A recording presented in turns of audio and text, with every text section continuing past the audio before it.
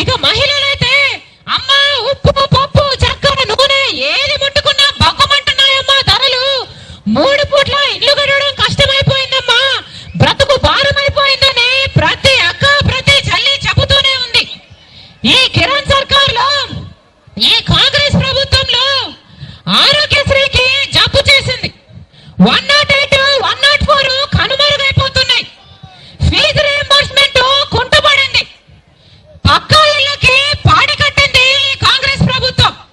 అన్ని ధరలు పెరిగిపోయి పాపము వృద్ధులకి వితంతులకి వికలాంగులకి పెన్షన్లు పెంచాలి అన్న ఆలోచన రాలేదు. కానీ రాజశేఖర రెడ్డి గారి హయాంలో అందుకుంటున్న వారు పెన్షన్లు అందుకుంటున్న వారు కూడా అమ్మా మాకు ఎందుకు తొలగించారో అర్థం కావడం లేదు తల్లి అంటుంటే పాపం వాళ్ళని చూస్తే చాలా బాధేస్తుంది. ఈ కిరణ్ సర్కార్ కి రైతులంటే శ్రద్ధ లేదు, పేదలంటే మమకారము కనికరము లేదు, మనసు మానవత్వము అంతకంటే లేదు.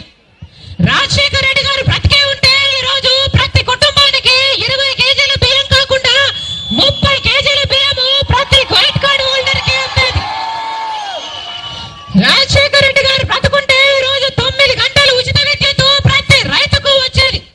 కానీ 9 గంటలు కాదు కదా, రాజశేఖర రెడ్డి గారు ఇచ్చి చూపించిన 7 గంటలు కూడా కాదు కదా, కనీసం 3 గంటలు కూడా రైతులకు కరెంట్ ఇవ్వలేకపోతుంది కాంగ్రెస్ ప్రభుత్వం.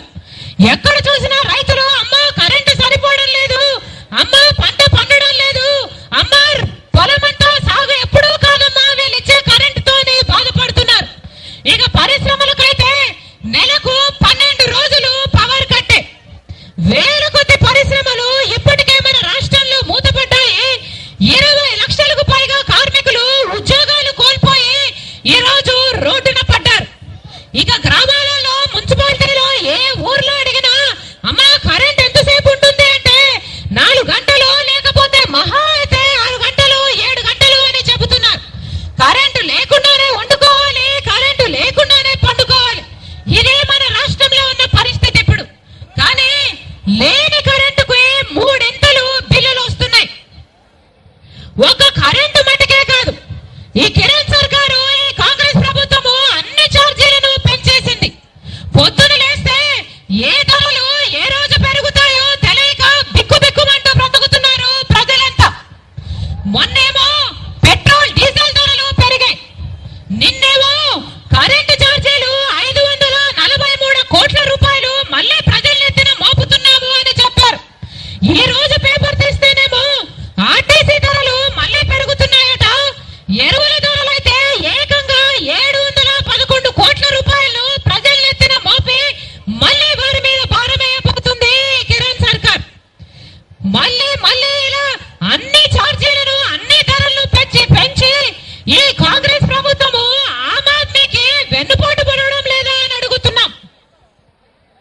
రాజశేఖర రెడ్డి గారు ఉన్నప్పుడు డిఏపి ధర 483 రూపాయలు, పెంచిన ధర పెంచింది వేసుకుని 1350 రూపాయలు డిఏపి ధర. కాంప్లెక్స్ ధర రాజశేఖర రెడ్డి గారు ఉన్నప్పుడు 425 రూపాయలు. ఈ రోజు వీళ్ళు పెంచిందని చూసుకుంటే 1475 రూపాయలు అయింది కాంప్లెక్స్ ధర. పొటాష్ ధర 232 రూపాయలు ఉండింది రాజశేఖర రెడ్డి గారు ఉన్నప్పుడు. ఈ రోజు 895 రూపాయలు అయింది.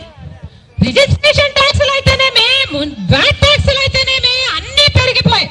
కరెంటు ఛార్జీలు అయితే ఏకంగా 30,000 కోట్ల రూపాయలని ప్రజలెత్తిన మోపి వారి దగ్గర నుంచి రక్తం పిండైనా సరే వసూలు చేయాలనుకుంటుంది ఈ కాంగ్రెస్ ప్రభుత్వం.